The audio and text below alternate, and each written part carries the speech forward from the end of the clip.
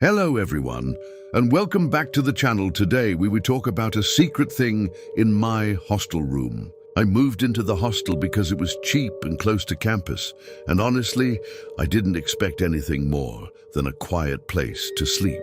The building was old, with long, narrow hallways, and lights that flickered just enough to make everything feel slightly off at night.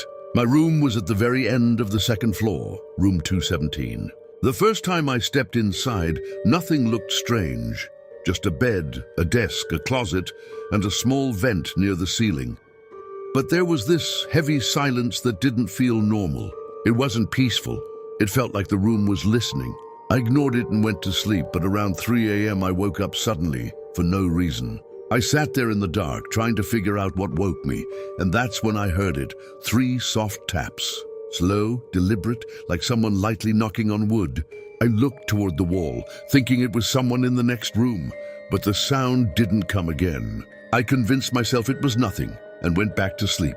The next night it happened again. Same time, same 3 taps, but this time it wasn't the wall. It was the closet. I remember staring at it from my bed, noticing the door was slightly open, even though I was sure I had closed it.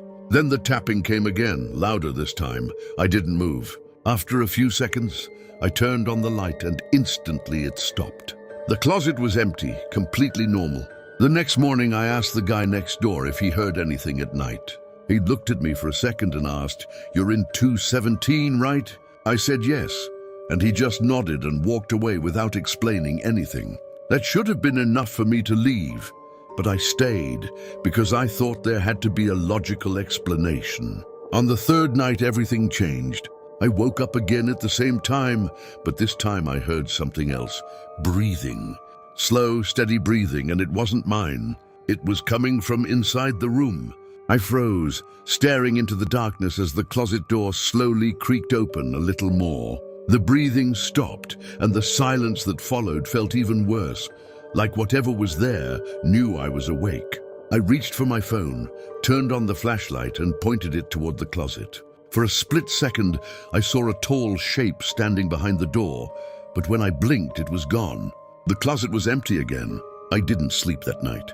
The next morning, I decided to search the room properly, checking every corner until I noticed a small, loose panel behind the closet. It was almost hidden, like it wasn't meant to be found. My hands were shaking as I pulled it open, and behind it was a narrow space inside the wall, just wide enough for someone to stand.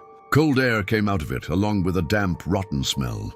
I leaned closer and used my phone light to look inside, and that's when I saw the scratches, deep, uneven marks covering the inside walls, like someone had been trapped there, trying to get out. My heart started racing, and that's when I heard it right behind me. A whisper, soft and close to my ear, "Don't close it." I spun around instantly, but there was no one there. The room was empty. When I turned back toward the wall, something had changed. The space inside wasn't empty anymore. There was something standing in the darkness, just out of reach of the light, watching me. I slammed the panel shut, grabbed my bag, and left the room without even packing everything. I checked out of the hostel the same day and never went back. A few days later, I got a call from the hostel office asking if I had noticed anything unusual in room 217. I hesitated, then said no. That's when they told me the student who stayed there before me had disappeared without a trace. No one saw him leave, no belongings missing, nothing. But when they inspected the room, they found something strange behind the closet. Inside the wall were fresh scratch marks, and carved into the wood were 3 words, "Don't close it." Even now, sometimes I wake up at exactly 3 a.m., and for a moment in the silence, I swear I can still hear those same 3 taps.